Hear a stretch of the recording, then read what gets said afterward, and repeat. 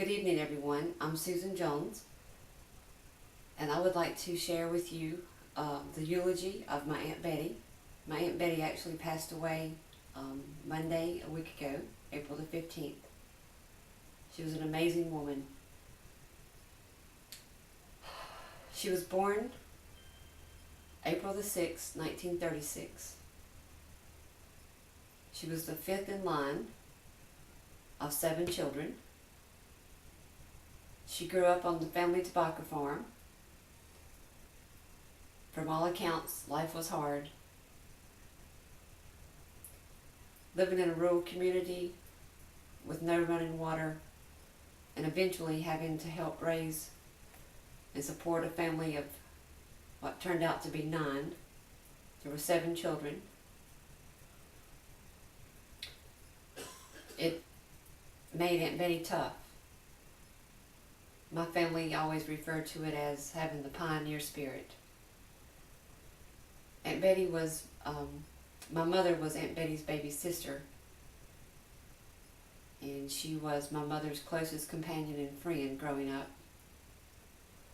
Later in life, when I was born, I grew up under Aunt Betty's feet. Aunt Betty had a daughter, Laurie. She and I both were born in 1962, and we became the closest of companions and friends. Some of the best times in my life were spent at my Aunt Betty's house. She was an amazing woman. When she knew that I was coming, she'd always bake fresh chicken pie and apple pie. She spoiled me rotten, even though she always said that I didn't take the spoiling. Some of the others might have disagreed with that.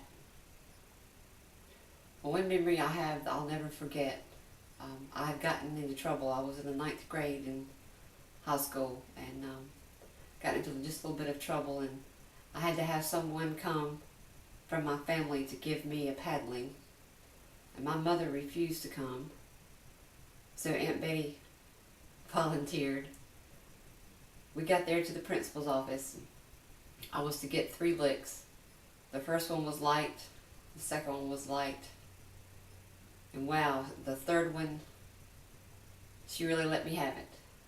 Afterwards I asked, why was the third one so hard, Aunt Betty? And she said, well, the first 2 were just for show in front of the principal, but the third one was filled with love.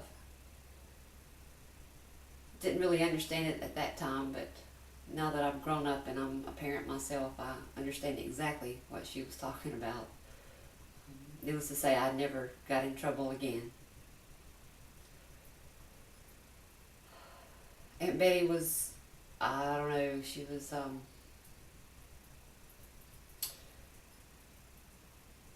she was just an amazing person. She was like a mother to me. She was a playmate, a confidant, a friend. She was a very talented lady. She played the piano. She didn't read music. She had a natural talent, and we spent many hours enjoying that talent, listening to her play and sing. She loved her music, and you could tell by the way she performed that she loved it. Aunt Betty battled cancer for the last 25 years. She was diagnosed, I think, when my daughter was about 4 years old. First it was lung cancer, then it was throat cancer, then it was mouth cancer, and each time she continued to battle. She seemed fearless. She never complained. It was amazing how she never complained. It always made me feel guilty. If I wake up in the morning and I feel bad, I start to complain about it. I always have to think about Aunt Betty and have to find that extra gear and kick myself in, because she never complained. She did, through those 25 years, she did defeat all those cancers.